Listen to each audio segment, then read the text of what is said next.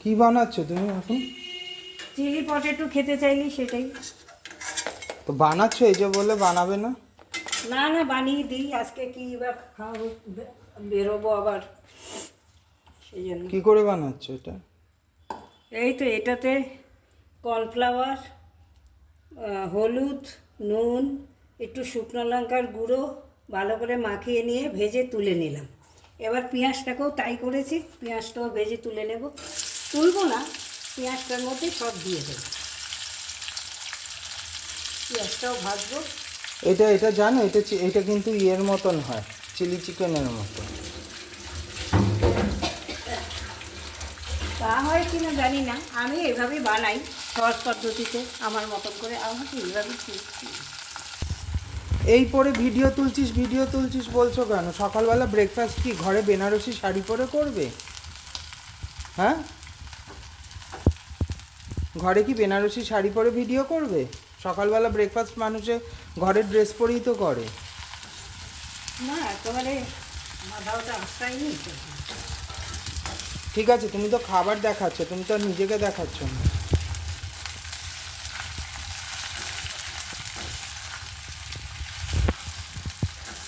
হয়ে গেছে পেঁয়াজ? আরেকটু হবে।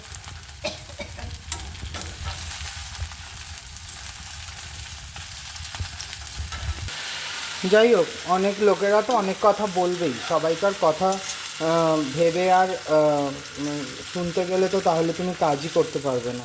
এনিওয়ে, কী করে বানালে সেটা বলো। ওটা বানালাম ওই যে ওই অবধি বলেছিলে, কর্নফ্লাওয়ার অবধি, পেঁয়াজটা দিলে তারপরে বলো।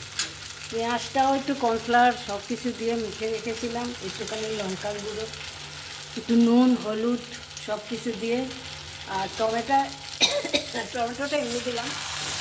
হ্যাঁ, সব একসঙ্গে আলুগুলো আগে ভেজে তুলে রেখেছিলাম, তারপরে পেঁয়াজ সব কিছু দিয়ে কাঁচা লঙ্কা দিয়ে দিয়েছি একটু বেশি করে, দিয়ে সব একসঙ্গে করে নিয়ে এবারে সস দেবো, তাইলেই হয়ে যাবে।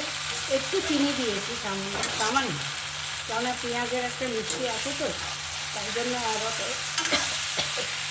তেল নেই, অল্পই দিয়েছি। আর এভাবে এটা বানাই।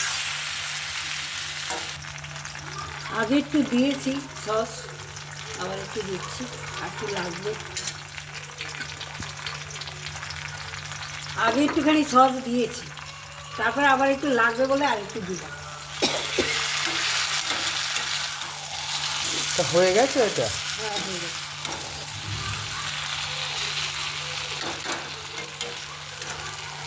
এই যে এরকম হয়েছে। এরকমই হয় চিলি পটেটো।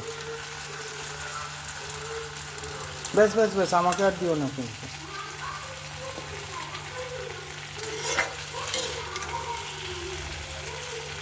বন্ধুরা, এই বানালাম চিলি পটেটো, খেতে চাইলো তাই বানালাম।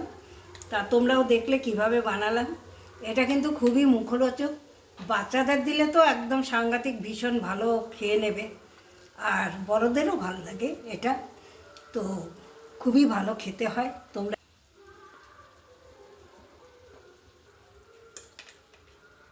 এটা তোমরাও কিন্তু একবার ট্রাই করে দেখতে পারো, ছোটদের তো ভালো লাগবে, বড়দেরও ভালো লাগে। সবাইকে হ্যাপি দিওয়ালি।